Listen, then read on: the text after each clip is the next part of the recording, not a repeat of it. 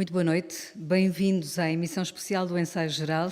O programa de cultura da Renascença está a celebrar 15 anos e a Câmara de Ovar associa-se a esse aniversário. Estamos hoje na Casa Museu Júlio Diniz, onde o autor se inspirou para as obras As Pupilas do Senhor Reitor e A Morgadinha dos Canaviais. Nesta série em que entrevistamos grandes mulheres da cultura, recebemos esta noite a fadista Cátia Guerreiro, que assumiu recentemente o cargo de comissária de Ponta Delgada, capital portuguesa da cultura, em 2026. A Cátia é já uma habituée do Ensaio Geral, esteve connosco na celebração dos 10 anos. É um prazer voltar a receber-te neste programa, Cátia, obrigada. Quero começar justamente por esta conversa, por este desafio de aceitar ser comissária desta capital da cultura de Ponta Delgada.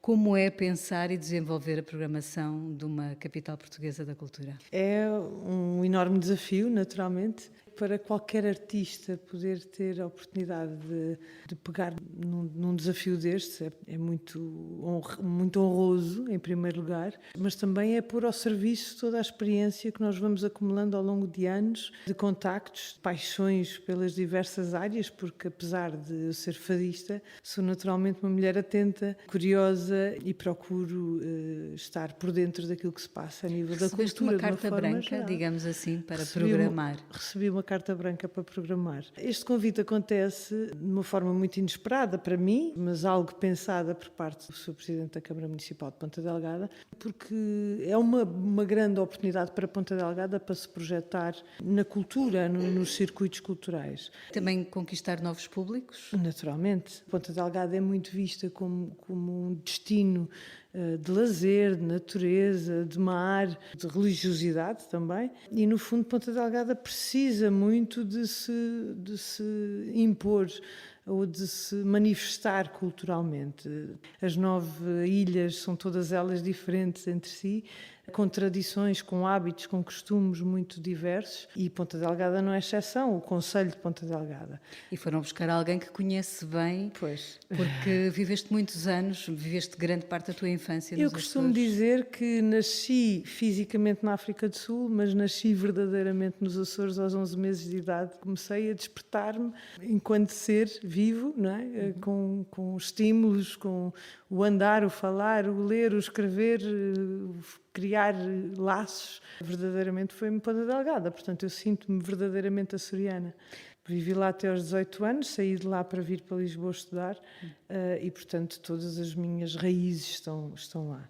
E sim, acho que o Sr. Presidente da Câmara e toda a população olha para mim com algum orgulho da açoriana que vingou no mundo com algum sucesso e que ainda por cima promove a região onde quer que vá, não é? Mas depois também desenvolve um pouco o que é crescer no meio do Atlântico, e isso faz das pessoas dos Açores, dos açorianos, pessoas com uma sensibilidade diferente, porque viver rodeado de mar e daquela natureza estrondosa torna-nos contemplativos, torna-nos criativos. Aliás, podemos falar de vários vultos da cultura portuguesa que de lá saíram.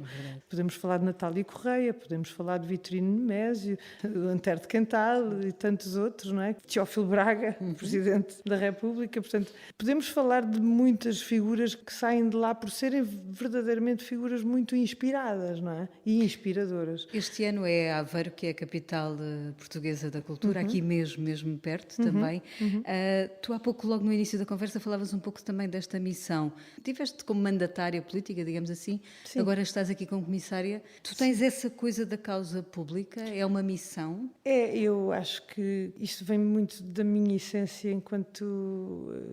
Desde miúda sempre fui muito envolvida, não pela política, porque não é isso de todo que me move, não deixando de ser uma pessoa pensante e com espírito crítico e político, não é? Com valores políticos, mas a verdade é que sempre fui uma pessoa muito envolvida na sociedade e no que me rodeia, naquilo que eu entendo que se intervir posso ajudar, posso contribuir. E esta é uma missão que para mim é tudo menos política. Eu tendo crescido crescido naquela terra, sendo dali, reconheço as dificuldades sociais que são muito evidentes. Quem se inteirar um pouco do que se passa na realidade social dos Açores percebe que há lacunas terríveis, que há Ainda há pobreza?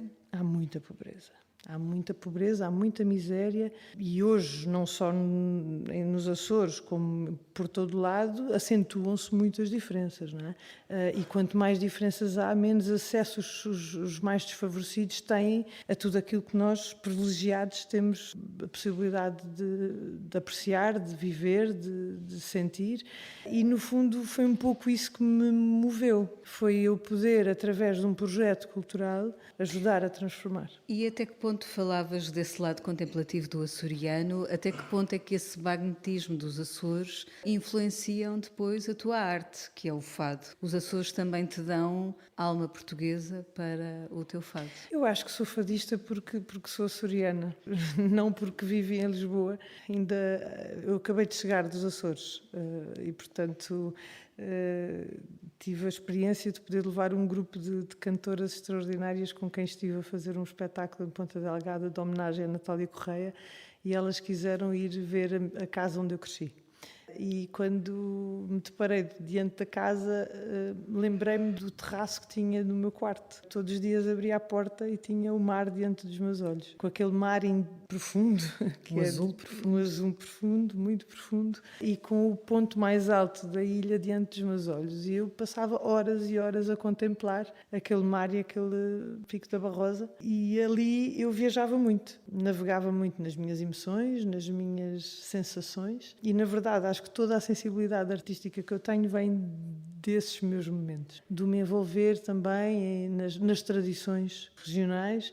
Fiz parte de um rancho folclórico, comecei a tocar viola da terra, e a música açoriana, o cancioneiro açoriano é um cancioneiro de uma beleza extraordinária e de uma melancolia bastante intensa. Isso fez de mim uma mulher muito, muito intensa nas suas emoções. Se calhar como a Natália Correia, de que falaste, e que tens vindo a participar neste espetáculo produzido pelo Renato Júnior, um antigo jornalista da Renascença, curiosamente, em que partilhas o palco com a Mafalda Veiga, Maria com João, a Amélia com a Muj, Viviane, Sofia Escobar, a Amélia Muj, a Áurea, a Ana Bacalhau, as Patrícias, a Elisa Rodrigues. E é tão mágico o que acontece naquele palco, porque de repente todas estas mulheres, e não só as mulheres, toda a banda, porque é uma banda bastante composta, toda unida em torno de uma só mulher chamada Natália Correia. Mas era uma mulher também especial, irreverente, provocadora, Sim. Se calhar fora do seu tempo? Não, dentro do seu tempo. Eu acho que se ela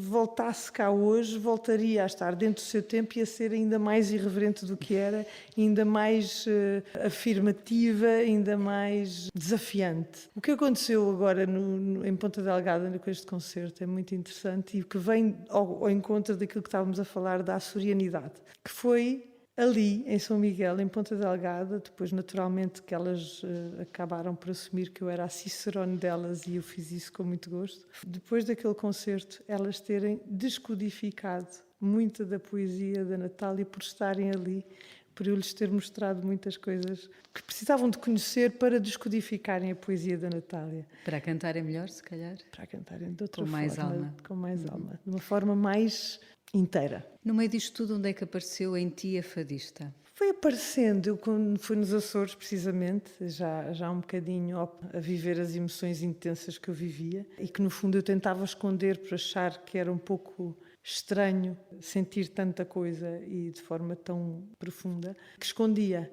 E a determinada altura, já em pequenina, começava a ouvir as guitarras portuguesas quando a Amália ia à televisão ou quando passava na rádio, e eu ficava muito sossegada a ouvir, e a voz profunda da Amália, aquela poesia que a Amália cantava, mexiam muito comigo. Naturalmente que era um género de música que não se partilhava. Ninguém dizia que gostava de ouvir fado, porque não estava ainda na moda? Era um pouco velho, não é? Quer dizer, mais tarde percebi que eu sou uma alma velha e, portanto, fazia todo sentido gostar dessa música velha. Eu, no rancho folclórico, tocava viola da terra, não dançava, cantava com todos em coro, em uníssono, mas havia sempre nos intervalos quem tocasse um fado e quem cantasse um fado, e eu ficava deslumbrada naturalmente. E nunca arriscaste nessa altura? Não, de todo, não. O máximo dos respeitos por quem sabia fazê-lo. Eu gostava de cantar outras coisas e eu gostava muito de cantar Madre Deus, volta e meia cantava algumas coisas do repertório do cancioneiro açoriano e gostavam de me ouvir cantar e pediam-me para cantar, mas aquilo para mim era eu cantar como qualquer outra pessoa ali do grupo, não fazia distinção de todo. Antes de eu vir para Lisboa, há um dos ensaios em que eu peço à Isabel Giesta, que era a vocalista do Rancho, para cantar o Amar, da Teresa Silva Carvalho, o poema da Flor Bela Espanca, porque eu gostava muito daquele fado.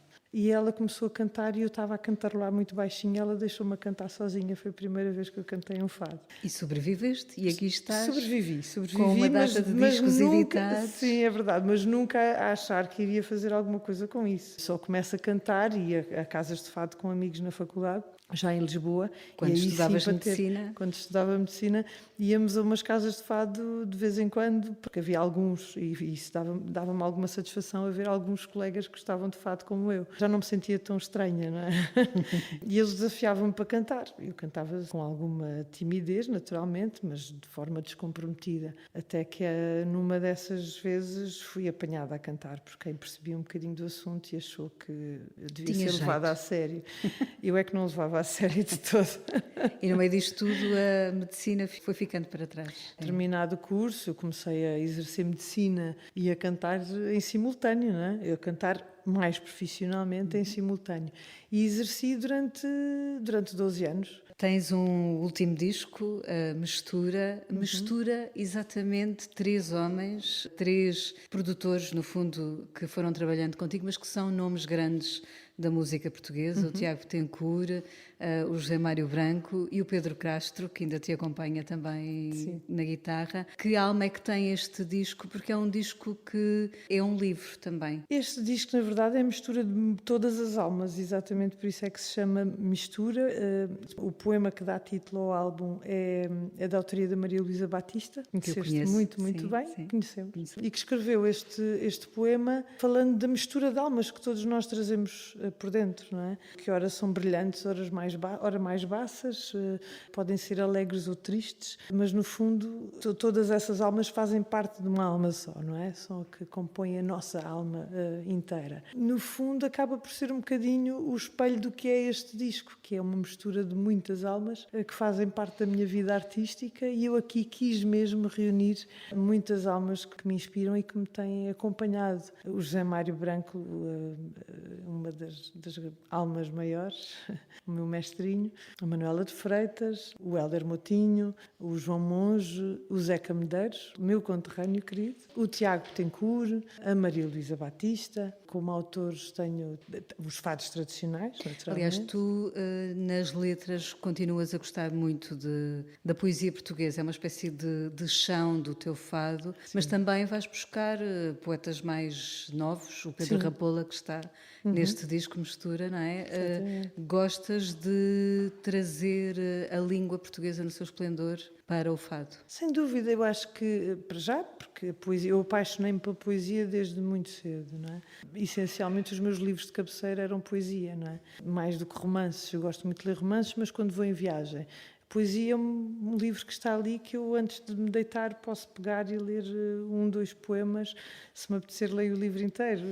Eu sou uma leitora vagarosa, gosto muito de ler devagar. E é como dizia a Natália, a poesia é para comer. E eu gosto muito de mastigar as palavras. Portanto, a poesia para mim era o meu livro de cabeceira. Mas vais logo imaginando que podem dar um fado? Não, ou isso mas já é outro consigo processo? identificar os que são cantáveis ou não. Já tenho de me identificar, tenho de me reconhecer no poema. E ao reconhecer-me no poema, percebo se é cantável ou não. E esse reconhecimento, desculpa interromper, é o que te dá alma? É. Se eu puder cantar aquele poema, porque aquele poema reflete um pouco daquilo que eu sou, ou alguma história da minha vida, que nunca será igual à história de outra pessoa que se reconheça nesse poema, posso reconhecer fado imediatamente ali, e a partir do momento em que o começo a interpretar, ele vai ganhando forma, vai ganhando dimensão e vai ganhando uma alma própria que é um pouco da minha alma, não é? E, portanto, a partir daí pode nascer um fado, claro. Como é que tu olhas hoje para a moda do fado?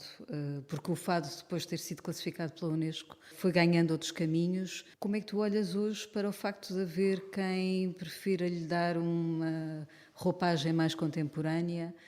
Há quem entre no fado, mas depois saia do fado e vá cantar outras coisas. Como é que tu olhas para a forma como estamos a acarinhar o fado depois desta classificação? Eu sou algo que critica, naturalmente. Tenho algumas críticas a fazer ao processo, apesar de que sei que há esforços no sentido de cumprir todos os preceitos que devem respeitar uma distinção como estas, que é dada pela Unesco, mas acho que há certas coisas que não estão a ser cumpridas, Por exemplo? nomeadamente o serviço educativo do fado. Aquilo que eu venho apreciando com outros patrimónios e materiais da humanidade, sejam eles música ou não, pode ser uma outra qualquer tradição que deva ser preservada e entendido assim pela Unesco, é que deve haver o cuidado de educar, de ensinar, de transmitir às faixas etárias mais novas para que desde cedo comecem a tomar contacto com estas tradições, com estes patrimónios, que os reconheçam. Quer dizer, não precisamos de ir às crianças com 6 anos fazer com que eles saibam de onde é que vem a guitarra portuguesa e que a Maria Severa que nasceu na Moraria e o que é que ela fazia na vida, mas fazê-los ouvir, saberem que existe um instrumento chamado guitarra portuguesa, que as fadistas usavam chale, levá-los a uma casa de fados para lhes abrir um pouco o apetite, depois um pouco mais tarde cantar-lhes poemas mais adequados às suas idades. Sei lá, há tantas fórmulas, há tantas formas de chegar a estes miúdos e depois mais tarde a começar, no fundo, a dificultar um bocadinho mais o processo, no sentido de lhes dar mais e passar mais informação. Porque mesmo que não venham a gostar de fado, têm de conhecê-lo, têm de saber que ele existe e têm de saber preservá-lo. E isso não está a acontecer. Aliás, de uma forma geral, na população em geral no país, acho que poucas pessoas sabem muito, alguma coisa sobre fado. Ou da história do fado, ou de elementos importantes que são necessários de saber de fado. Faz parte da cultura geral. Todos sabemos que uma equipa de futebol tem 11 jogadores e alguns no banco, mas poucos saberão que uma guitarra portuguesa tem 12 cordas. Infelizmente, poucos saberão que a guitarra portuguesa vem da cítara inglesa. Poucos saberão que o fado é uma música que nasceu em Lisboa, nas tabernas, no meio de prostituição, no meio de uma vida muito mundana e que era a expressão artística de um povo que passava por muitas dificuldades e que era a sua forma de expressão artística. Acho que é uma informação bastante simples e que poucos sabem, não é? Que se calhar podia ser aproveitada em certas ocasiões para que fosse um bocadinho mais, se alguém perguntar na rua, um estrangeiro saber perguntar o que é fado, pelo menos ter umas linhas gerais para poder dizer, mas não sabe. Eu sinto-me envergonhada, porque muitas vezes chego à França ou à Inglaterra e tenho pessoas a falar-me de figuras do fado que eu não imaginava que conhecessem, porque gostaram de fado, porque quiseram aprofundar, vieram a Lisboa, quiseram saber a história. Fico um bocadinho envergonhada por saber que a maior parte dos portugueses não sabem. Mas tudo isto ainda se vamos a repara. tempo. Eu acho que vamos sempre a tempo. Mas há novas interpretações do fado. Há novas interpretações do fado e é natural que todos os géneros musicais sofram evoluções. O perigo reside numa só questão. É quando essas incursões têm um único objetivo, que é um objetivo comercial. O fado é uma música de nicho. Nunca será massificado, nunca será equiparado à música pop ou ao rock. Nunca será. Como o flamenco também não será, como o tango não será, o mirandês nunca será uma língua falada de uma forma transversal por Portugal inteiro. Portanto, nós temos de entender que é uma música muito específica, muito particular, mas que não é por ser menos comercial que não seja apreciada e que não tenha uma abrangência muito grande. São milhões de pessoas no mundo inteiro a gostar de fado. Já fui cantar à Nova Caledónia, não é? Já fui cantar ao Chile, já fui cantar ao Canadá, já fui cantar à China, já fui cantar ao Japão. Continua-te a espantar o facto de teres uma plateia que se calhar não percebe uma palavra de português? Com certeza. Espanta-me na mesma e comove-me muitíssimo, mas já consigo perceber que o simples facto de se cantar emoção com verdade é o bastante, porque eu também já me pus no lado do espectador que vai ouvir uma música que não entende a língua e já me comovi. Depois é a minha curiosidade que me faz aprofundar e que é um estudo que já foi feito, que promove a divulgação da nossa língua e que faz com que haja um número cada vez mais crescente de pessoas a aprender português e a falar português. E o público português é muito diferente nessa forma de mostrar emoção à fadista quando ela está em palco? É, muito. Para já é mais contido, mais controlado. Como acha que entende tudo, isto não é uma crítica. Causa-lhe menos espanto a emoção do que a um público que não conheça a língua, que esteja a assistir a uma coisa pela primeira vez e que lhe espantou a emoção que essa música lhe provocou.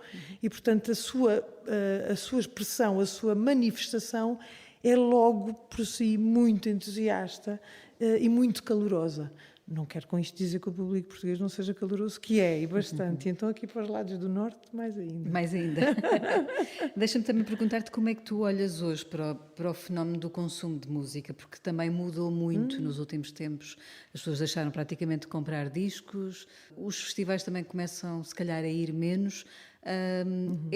O concerto é o momento privilegiado para um fadista, um artista de música contactar com o seu público? Convenhamos que o facto de estarmos a viver numa era em que só o comercial é que passa nas rádios, só o comercial é que passa nas televisões, às vezes de gosto bastante duvidoso, faz com que os públicos estejam muito influenciados por aquilo que lhes chega, porque as pessoas são menos proativas na procura, porque a oferta é tanta que a determinada altura é difícil gerir tudo e é difícil ter até tempo ou espaço mental para ir à procura de outras coisas.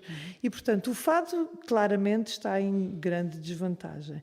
Os músicos independentes, músicos um pouco mais alternativos, estão em enorme desvantagem. E, portanto, nós não passando nas rádios e nas televisões, não temos o nosso tempo de antena, acaba por fazer com que o palco seja efetivamente aquele momento em que nós sentimos que as pessoas nos querem ouvir. Quando chegamos a uma sala e a sala está cheia, dá-nos algum alento. Ok, não é só a rádio ou a televisão que tem função no facto de eu ter um público. As pessoas gostam mesmo de me ouvir, gostam mesmo de ir e querem mesmo estar ali comigo, não é? E, portanto, naquele momento, há um momento de entrega absolutamente incrível e a partilha que existe entre o artista e o público, eu não estou a falar só de mim, isto é genérico, é muito intensa, porque aquele é o momento em que finalmente estão juntos, não é? No ensaio geral, escutamos a pergunta que Guilherme de Oliveira Martins, do Centro Nacional de Cultura, deixou para a Cátia Guerreiro. É sempre com muito gosto que encontro Cátia Guerreiro, uma amiga, uma artista que tem dado o melhor de si à preservação da arte como marca essencial do desenvolvimento humano, da defesa da dignidade do ser e da cultura como valor supremo da liberdade, do respeito mútuo e da paz. Esses são valores das Nações Unidas e da Unesco, bem como do Conselho da Europa. Com o seu talento e a magia da sua voz, dando vida às melhores palavras da nossa língua, tem sido uma militante da defesa ativa do património cultural e material no seio da Europa Nostra, do Centro Nacional de Cultura, em toda a sua ação, segundo a Convenção do Conselho da Europa, assinada na cidade de Faro, em 2005, sobre o valor do património cultural na sociedade contemporânea.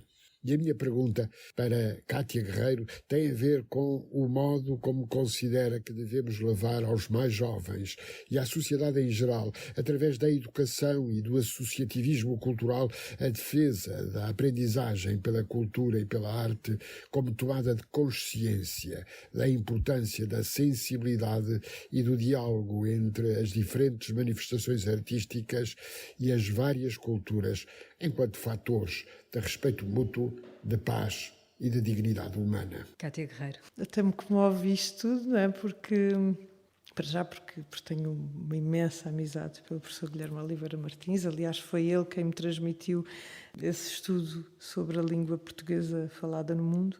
E esta pergunta que o professor me deixa comove-me muito porque vai exatamente ao encontro daquilo que eu anseio para a capital portuguesa da cultura. Eu acabo de vir de Ponta Delgada, de apresentar as linhas gerais do que eu pretendo implementar no programa da capital portuguesa da cultura, quando eu dizia que o meu desejo é ajudar a transformar é eu perceber que dentro das camadas sociais mais desprivilegiadas nos Açores há claramente estigmas gigantescos em freguesias, em regiões mais empobrecidas, onde os jovens vivem dentro de um ambiente e de um círculo muito fechado, onde a realidade é muito problemática.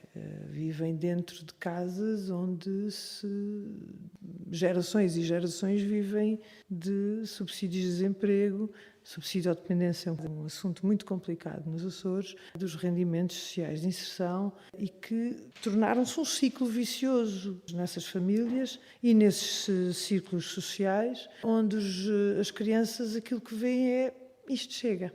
A problemática do alcoolismo e do consumo de drogas adensa-se cada vez mais, porque se o subsídio de desemprego e se o rendimento social de inserção chegam para o pai passar o dia no café e chegar a casa e bater na mãe, ou a própria mãe também beber e chegar a casa e bater no pai que teve o dia todo a trabalhar, e eles estão ali, se calhar chega. Porque não lhes é dada sequer a oportunidade de verem nada diferente. E, portanto, a partir do momento em que nós tentemos, em primeiro lugar, motivar os professores, que estão altamente desmotivados, para cumprirem aquela que é a missão que eles achavam que iam cumprir e que, por variedíssimos motivos, não conseguem, que é exercerem aquela paixão do ensino, de forma a transformar as vidas deste tipo de jovens, crianças que estão nestas realidades. Se nós conseguirmos motivá-los, trabalhar com eles, em primeiro lugar, provocar-lhes aquilo que a cultura provoca em nós e depois eles nos ajudarem a chegar às famílias e às crianças e aos jovens, no sentido de, se isto me provocou a mim, vai provocar-lhes a eles também, vamos trabalhar em conjunto, vamos fazer um trabalho em conjunto. Isto demora muito tempo. Se conseguirmos com este programa, implementando projetos educativos que nós pretendemos e estamos a desafiar os criadores das diversas áreas a desenvolver, à parte da programação de festa, que é a parte bonita, mas essencialmente o que interessa aqui é nós irmos junto destas questões de fundo. Porque se nós não conseguirmos mudar a sociedade através da cultura, podemos perder toda a esperança.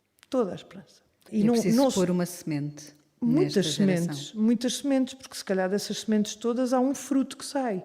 Mas depois esse fruto vai dar muitas mais sementes e o efeito multiplicador disto vai fazer com que nós daqui a uma geração ou duas consigamos efetivamente perceber que valeu a pena. Não vamos conseguir daqui a 2 anos, nem daqui a 3. E é preciso persistir nisto. E é preciso que não haja ninguém que chegue e que interrompa um ciclo destes. Porque senão nós nunca vamos conseguir ter resultados. Eu acredito piamente, e quando o professor me pergunta isto, comove-me porque é isto que toda a sociedade, em Ponta Delgada, a partir do momento em que eu exponho esta minha ambição, que pode ser muito grande, mas a verdade é que é isto que toda a gente espera que aconteça em Ponta Delgada e que esta é a grande oportunidade. Portanto, se Ponta Delgada puder vir a ser um bom exemplo, porque não todos os outros concelhos da região e os concelhos no país que entenderem que querem seguir esse exemplo, eu não sou ninguém, atenção, eu só estou a tentar ajudar e contribuir. Mas eu acredito piamente que este é o caminho. Sem cultura não há pensamento crítico. Sem cultura não há noção de futuro. E enquanto estas crianças não tiverem um vislumbre do que podem vir a ter. Eu tive a oportunidade, felizmente não vivia nesse tipo de realidade social, mas a partir do momento em que eu atravessei o oceano, que cruzei a linha do horizonte e cheguei a Lisboa, eu pude construir uma vida e a esperança de poder um dia voltar e retribuir. E é este o meu momento. Portanto, esta pergunta do professor comove-me porque eu estou num momento de poder contribuir um bocadinho para que haja uma mudança a acontecer. O teu lado de fé, de religiosidade, também contribui para esse lado de missão que sentes nesta... Sem dúvida. E não é por ser católica, é por ser uma mulher de fé e acreditar que todas as religiões baseiam-se em amor. E o amor é o amor ao próximo. Sermos generosos, é sermos atentos, cuidadosos e sabermos dar a mão quando nós somos capazes de ajudar, não rejeitar a oportunidade de ajudar e de contribuir. E eu faço isto no meu dia-a-dia, como agora pretendo fazer de uma forma um bocadinho mais alargada, mas sim, é a minha fé. E ela também está no fado? Sempre. Claro que está. Porque eu tenho esperança no amor. E eu canto essencialmente o amor. Por muito que o amor tenha muitas cores, não é? E tem muitos amores, tem muitas cores. Tem as cores da paixão, da amizade, da maternidade, pela natureza, pela vida e pelo desconhecido. Está presente em tudo. E quando eu canto amor, estou a cantar a minha fé. Vamos abrir perguntas do público. Há um microfone, se quiserem colocar perguntas à Cátia, estejam à vontade. Ora, muito boa noite a todos. Desde já agradecer a oportunidade de estar aqui connosco.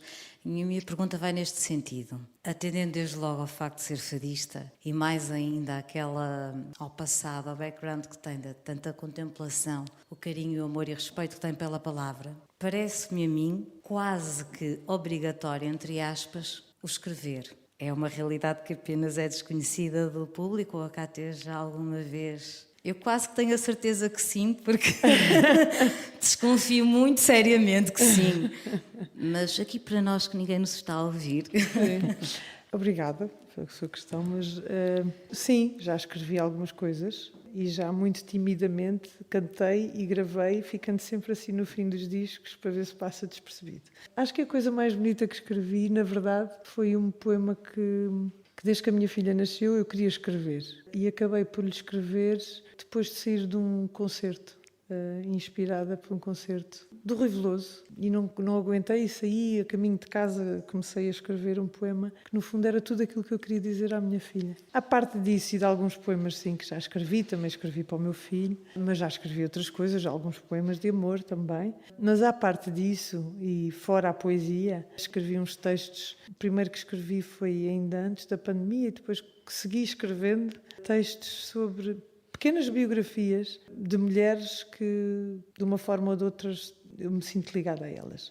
Escrevi-os, depois durante a pandemia acabei por me dedicar àquilo, àquele hábito que criei, aquela paixão que depois começou a ficar um bocadinho desenfreada, porque como mãe que sou durante a pandemia tinha toda uma vida em cima dos ombros, a vida dos meus filhos, as escolas dos meus filhos, as tarefas da casa, mas não tinha oportunidade de me expressar, não é? E de me expor artisticamente e dediquei-me, porque já queria fazê-lo e já tinha começado a fazê-lo, mergulhar na vida destas mulheres que foram tão inspiradoras. Escrevi cerca de 12 ou 13 biografias, desde a Beatriz Ângelo a...